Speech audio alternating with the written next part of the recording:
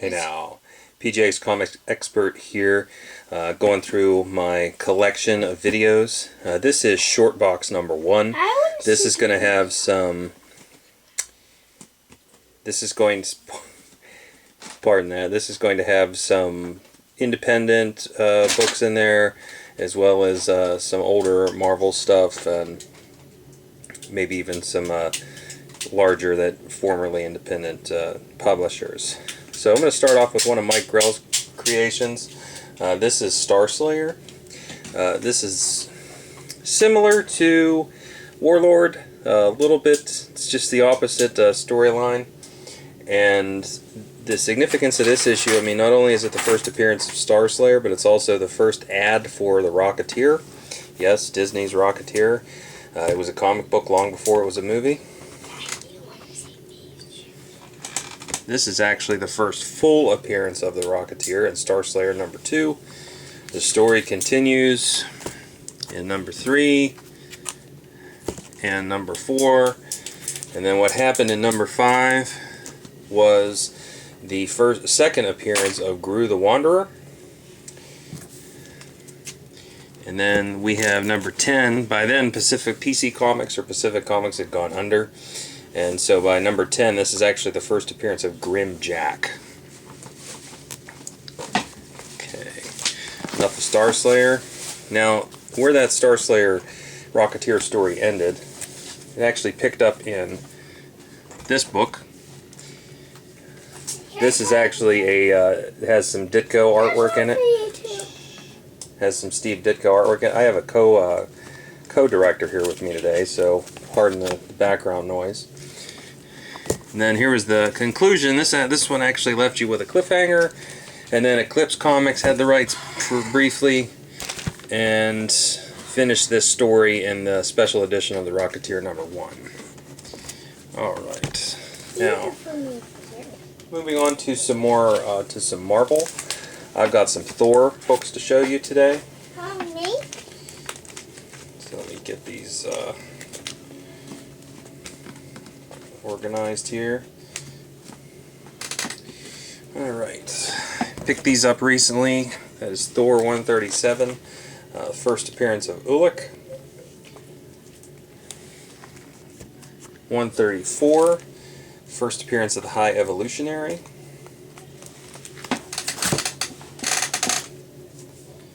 And we have... Sorry, my son was in here moving my comics around. We have 126, which is, sorry for the glare, thought I might have fixed that. This is actually the first issue of the Mighty Thor. This concludes, or picks up after Journey into Mystery number 125. And we've got the story for the most recent Thor movie, The Dark World, 344 through 347. That is actually Malekith the Accursed. As you can see, he does have this is his first cover appearance right here, and he looks rather different than he did in the movie. Well, kind of. He had his hair pulled back. Okay, probably one of the last affordable Silver Age number 1s. Submariner number 1, love that book. Submariner number 8, and his long-lasting rivalry with The Thing. Number 50, that's the first appearance of Namorita. It's actually all I have of Submariner right now.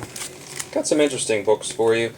I showed you in my magazine haul, or my magazine collection, the first appearance of Captain Britain. Well, here is actually the first U.S. appearances of Captain Britain, as well as the first appearance of Arcade. These are in okay shape. I would like to upgrade them eventually. Okay, sticking with I'm a huge fan of Jack Kirby, as I said in my previous video. Got Black Panther 1 and 2 in my short box, one of my short boxes. Got a movie coming out for him. Let's focus on some Cap. We've got 101, 102, and then we've got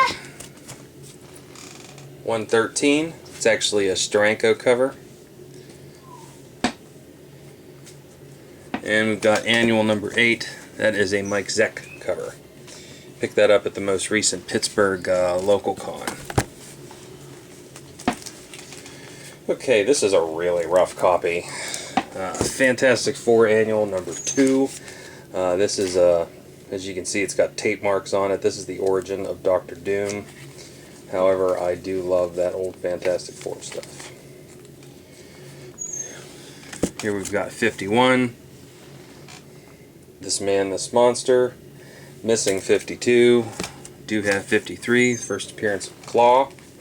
Second appearance of Black Panther. 65 has a grease pen mark over the number. It's actually the first Ronin and first Kree. 86, pretty cool Doctor Doom cover. And 112, Hulk vs. Thing. It's hard to go wrong there. It's all of my classic Fantastic Four. Here's an interesting one. You guys are going to laugh. Ren and Stimpy number 1, first print. It's actually still sealed in the poly bag. And here is the newsstand edition that my friend Rob in Omaha actually got signed by Dan Slott, and he did give me a nice little inscription. No, that is the newsstand, and no, I did not CGC it because at that point I'm upside down on the book, even with Slott's signature. It's a nice collectible. I'll probably never sell that.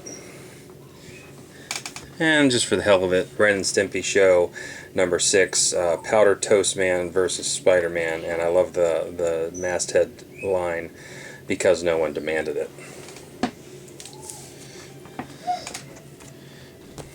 Okay, continuing on with the short box.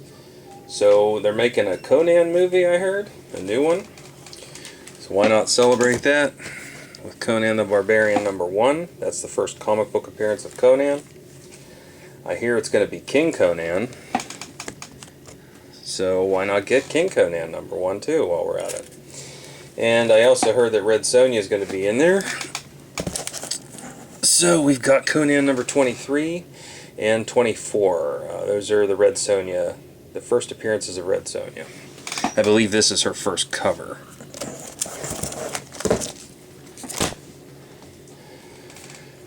In the wake of all these Netflix shows, it would not surprise me if they tried to do another Ghost Rider show. This is the first print of Ghost Rider number 1, I believe volume 2. This is the first Danny Ketch as the Ghost Rider, and it is a high-grade book. Just a cool one I like to show off. This is a moment of silence. This is the commemorative 9/11 comic. I don't really think I need to say much more about that one.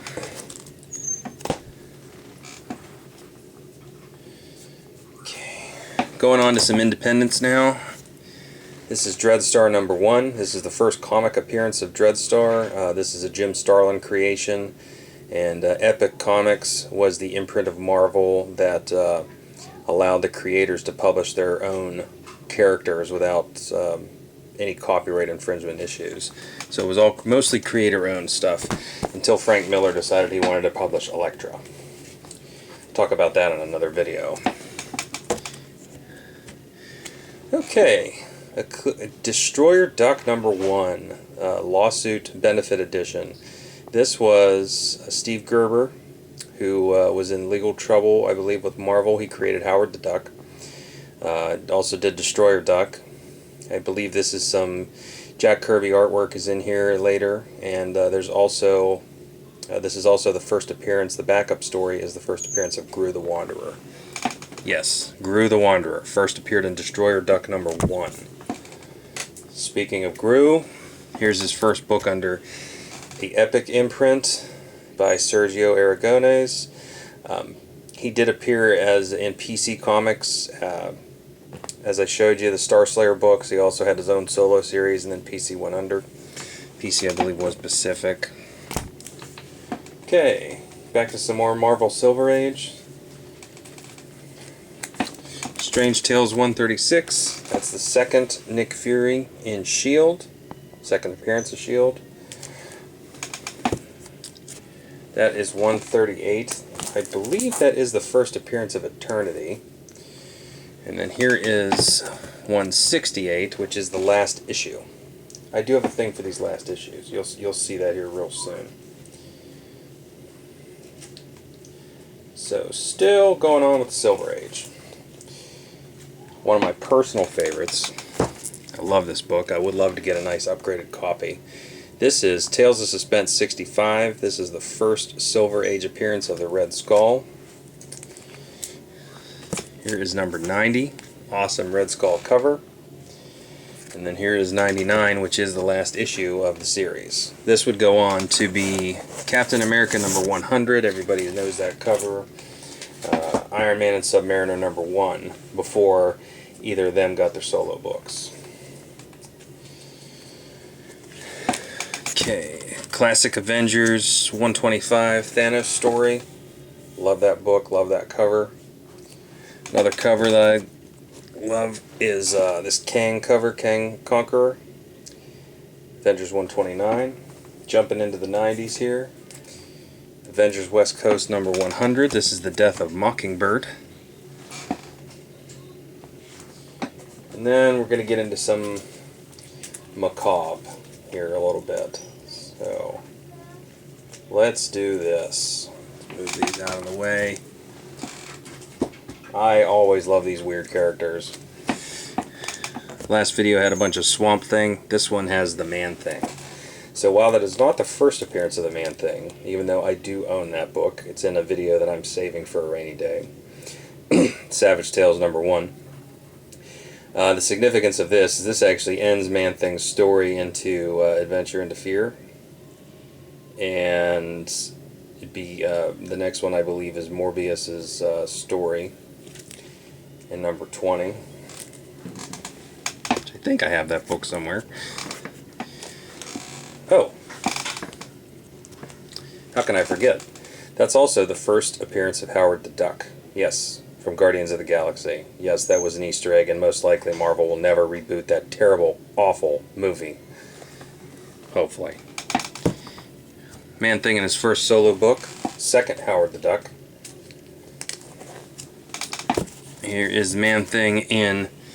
This is actually the first appearance of the original Fool Killer. And since we're talking about Howard the Duck, I'm going to show you Howard the Duck number 1. That's a guest starring Spider-Man. Found that one on eBay. Bought it from the same seller I got Fear 19 from. And this is the one that just absolutely pissed me off about comic book men. Because I think they're at this point, they're just a bunch of friggin' posers. They said the first appearance of Kiss was Marvel Super Special number 1. Which, that's the first solo appearance of Kiss, yes. I'm highly disappointed that they didn't catch this because they were just so obsessed with kissing Gene Simmons' ass in that episode that they completely forgot about. Oh, and I commented on their Facebook page about it, but yet no response. They had nothing to say that the real first appearance of Kiss in any comic book is Howard the Duck number 12 and 13. So there you go. Kiss my ass, comic book men. Go back to the show that you used to be, where it was similar to Pawn Stars, where people would actually come in, buy comics, sell comics, talk about comics and action figures and pop culture, instead of you having all these celebrities in just to try and boost their washed-up image. Alright, I got off on my soapbox. Okay, while I'm off my soapbox here, there are a couple other books I do want to show off today, and then I'm going to call it a wrap. Didn't have these ones out, but I'm just winging it at this point. Dark Horse Presents number 1. That's the first appearance of Concrete, and that's the first book that Dark Horse ever made. Predator number 1, first appearance of Predator in comics.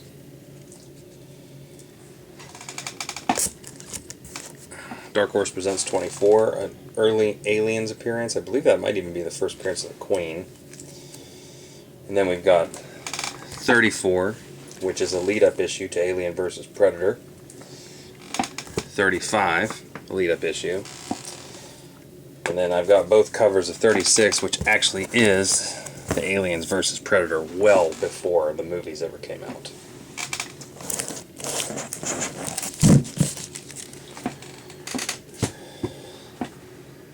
Alright, 15 minutes in, now I'm on garbage time.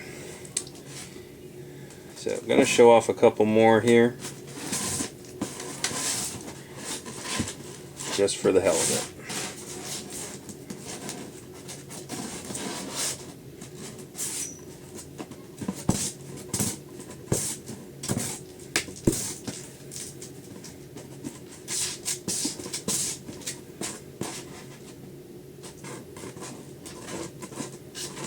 Okay, you know what? Hell with it. I'm going to show off one more book and that's it, just because I love the cover. So I'm a huge fan of the Hulk 340 cover, and I managed to find a copy of this, which is the new ongoing series of Teenage Mutant Ninja Turtles. This is the retailer incentive, where it is blank on the back, and on the front they're paying homage to McFarlane's Hulk 340 cover. So I love this cover. I'm going to end on a good note. I'm going to zoom in on the signature here. You can see it says after McFarlane, paying homage to probably one of the most iconic Marvel covers to ever grace the world of comics. Alright y'all, look forward to your comments. Like I said, I'm early and new to this, so be gentle but not too gentle. I do enjoy a little constructive criticism. Peace.